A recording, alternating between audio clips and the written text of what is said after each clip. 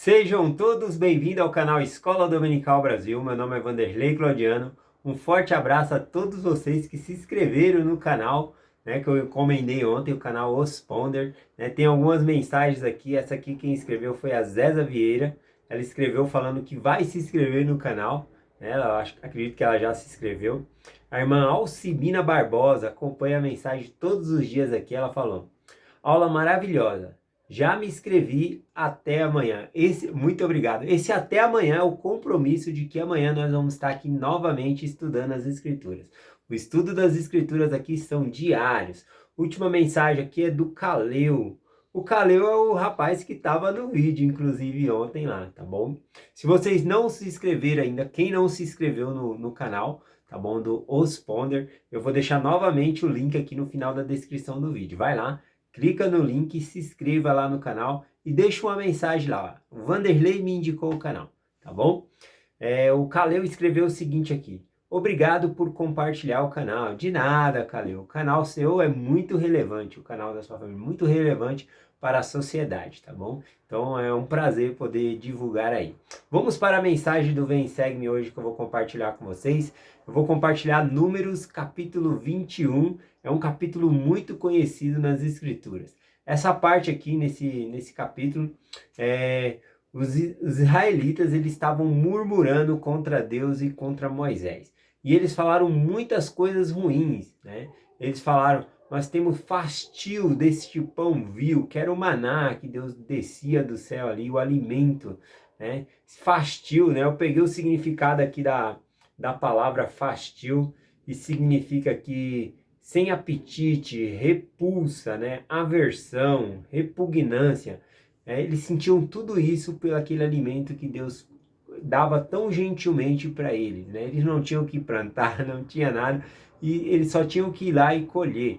E Deus era tão bondoso e eles estavam reclamando deste maná, deste pão, né?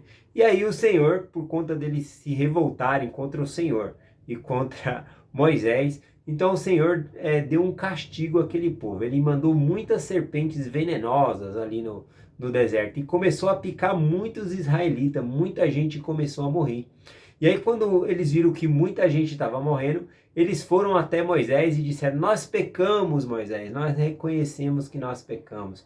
Ora ao Senhor para que ele afaste de nós as serpentes, né, que está nos matando. E aí então Moisés ele faz de acordo com o pedido do povo. Ele vai e faz uma oração pedindo ao Senhor que tire, né, a serpente do meio do povo para que o povo não morra. Porém, o Senhor ele não tira a serpente, mas providencia um meio para que eles sejam curados. Então eu vou ler aqui Números capítulo 21, versículo 8 e o 9. Disse assim, ó: e disse o Senhor a Moisés: faze uma serpente ardente e ponha sobre uma haste. E acontecerá que todo o que for mordido olhará para ela e viverá. E Moisés fez uma serpente de bronze e pôs-la sobre uma haste. E acontecia que, alguma serpente mordida alguém, ele olhava para a serpente de bronze e ficava vivo. Ou seja, quando alguém era picado pela a serpente ali, era só ele correr e ir até a serpente de bronze ali e olhar. Olhou, estava curado. Que remédio é esse, né? Que maravilha seria essa? A gente tem um remédio, tá com uma dor de cabeça, alguma dor aí, uma doença terminal, e você simplesmente olhar para uma serpente de metal levantada no deserto ali e ser curado, né? Que bênção seria isso, né? Qual que era o simbolismo dessa serpente levantada no deserto? Bom, muitos olhavam, né? Muita gente pela incredulidade não olhava. Eram picados ali, saía correndo para matar a serpente, ou pensava: eu não, só de olhar eu não vou ser curado. Acabava não olhando e morria também. Mas muitos dos que olharam também não entenderam o simbolismo do que aquilo significava. O próprio Jesus Cristo fala em João capítulo 3, quando ele está ensinando ali Nicodemos, né, sobre o nascer da água e do Espírito.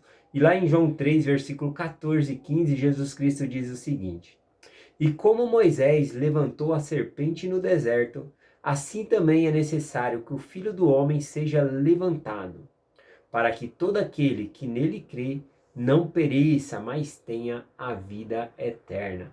Então, ele falou que assim como Moisés levantou a serpente de metal, e quem olhava para a serpente de metal ficava vivo, assim era necessário que o Filho do Homem, Jesus Cristo, ele fosse levantado na cruz. E todos que olham para Jesus Cristo, que creem em Jesus Cristo, eles vão viver, vai conforme Jesus Cristo diz aqui, né? Todo aquele que nele crê não pereça, mas tenha a vida eterna. Então tem esse simbolismo. A serpente de metal simbolizava Jesus Cristo, tá bom? Jesus Cristo tem vários símbolos dentro das Escrituras. Por exemplo, ele é o leão de Judá. Também ele é o Cordeiro de Deus. E aqui, quando é levantado no deserto, é uma serpente. Jesus Cristo era essa serpente levantada ali, um simbolismo de Cristo também. A serpente também é um simbolismo ali da tribo de Dan também, né? Então tem vários simbolismos sobre a serpente também.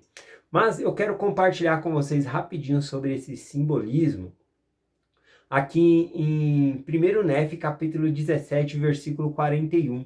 Aqui é quando Nef, ele está falando com seus irmãos que estavam sendo rebeldes, né? Eles estavam murmurando e ele compara os irmãos dele como os filhos de Israel, que estavam murmurando e por causa dos pecados, iniquidade, o Senhor mandou serpentes, né, aos israelitas ali para corrigir aquela maldade que eles estavam fazendo, aquele caminho perverso de murmuração contra Deus, contra Moisés, contra o alimento que eles recebiam diariamente. E aqui eu gosto muito da comparação que Nefe fala aos seus irmãos. Ele disse assim, ó: e afligiu-os no deserto com sua vara, porque endureceram o coração do mesmo modo que vós. E o Senhor afligiu-os por causa de sua iniquidade, e enviou-lhes serpentes voadoras ardentes. E depois de mordidos, preparou um meio para que fossem curados. E o que tinham de fazer era olhar. E por causa da simplicidade do método, ou seja, da facilidade dele, houve muitos que pereceram. Eu gosto muito desse versículo aqui, principalmente essa parte que diz, né? Por causa da facilidade do método, ou seja, da simplicidade do método, houve muitos que pereceram. Porque era tão simples ir lá e olhar, né? Muitos não creram. Ah, só fazer isso eu vou ser curado. E acabavam não olhando e não sendo curado. Eu gostava muito de compartilhar esse versículo quando eu estava na missão, para compartilhar sobre o livro de Mórmon. Nós, né, a Igreja de Jesus Cristo dos Santos dos Últimos Dias, nós cremos na Bíblia e cremos também num outro livro que nós temos, o livro de Mórmon. Então, quando nós vamos para a missão, nós compartilhamos tanto a Bíblia como o livro de Mórmon. E a Bíblia, todos já sabem que é verdadeira, que é a palavra de Deus. E as pessoas às vezes não conhecem o livro de Mórmon e nós apresentamos. O que nós fazemos para que as pessoas possam saber que o livro de Mórmon é verdadeiro? E eu comparava isso à serpente de bronze levantada lá no deserto, tá bom? Eu vou compartilhar com vocês rapidamente. Dentro do livro de Mórmon existe uma promessa. E uma promessa aqui diz o seguinte, que aquele que lê o livro, né, ponderar no coração a mensagem que ele contém, e depois perguntar a Deus que o livro é verdadeiro, Deus vai manifestar a verdade dela por meio do poder do Espírito Santo. Então é algo bem simples para fazer, né? Então vamos comparar o livro como se fosse um bolo, né? Se fosse um bolo, você não precisa comer o bolo inteiro para saber se é gostoso, né? Então você experimentando algumas partes, né? Algumas partes que os missionários marcam, você vai conhecer um pouco do livro, o que é o livro. E entre essas partes tem o desafio também de você orar. Então, primeira parte é experimentar, tá bom? Ou seja, conforme diz a promessa, ler as coisas que nele contém. Segundo, ponderar no coração a mensagem que ele contém, né? Avaliar se aquilo que está sendo ensinado realmente está te levando para mais perto de Deus. Como você está se sentindo com esses ensinamentos? Então, isso é algo muito importante.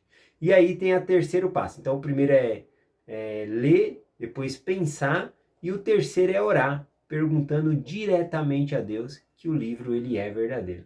Então sempre quando nós íamos numa casa compartilhar a mensagem do Evangelho, nós dávamos um livro de Mórmon para pessoas de presente ali e fazíamos esse desafio para elas ler, pensar e orar, né? E por meio disso a gente pode saber que o livro de Mórmon é verdadeiro. Ou seja, por meio desse método eu também pude ter a minha oração respondida e saber que o livro de Mórmon ele era verdadeiro. Então, eu comparo isso como a serpente de metal levantada no deserto, por quê, né? Porque é algo tão simples. A gente vai lá e compartilha o livro de Mórmon e pede para a pessoa ler, pensar e orar. 3 coisas muito simples. Mas por causa da simplicidade do método, né? De simplesmente ir e perguntar a Deus que o livro ele é verdadeiro, por causa da simplicidade do método, muitos não fazem. Às vezes a gente volta lá para fazer uma nova mensagem e ver como foi a leitura e eles não tinham lido a mensagem ainda no livro de Mórmon. E aí a gente tinha que parar e ler com eles novamente uma parte para que eles pudessem entender e desafiar novamente, né, para que eles pudessem orar e perguntar a Deus que é verdadeiro. E é tão simples, mas por causa que é tão simples, muitos deixam de fazer e por isso deixam de receber uma resposta e deixam então de saber que o livro de Mórmon também é a palavra do Senhor. Bom, é essa mensagem que eu quero compartilhar com vocês sobre a serpente, né? A serpente de metal, a serpente de bronze. Eu vou terminar com um versículo que eu gosto muito, aqui em Alma 37, versículo 46, que fala sobre esse caminho, esse método fácil, né? De olhar e simplesmente de olhar e saber a verdade, né? Aqui diz o seguinte, aqui, ó meu filho, não sejamos negligentes por ser fácil o caminho, pois isso sucedeu com nossos pais, porque assim lhe foi preparado, para que se olhassem pudessem viver. O mesmo se dá conosco, o caminho está preparado, e se olharmos poderemos viver para sempre. Eu gosto muito desse versículo, porque ele compara, né, que assim como foi com os pais deles, né, tá falando dos israelitas no deserto ali, que era tão fácil, só olhar e ser curado, como eu compartilhei no início da mensagem.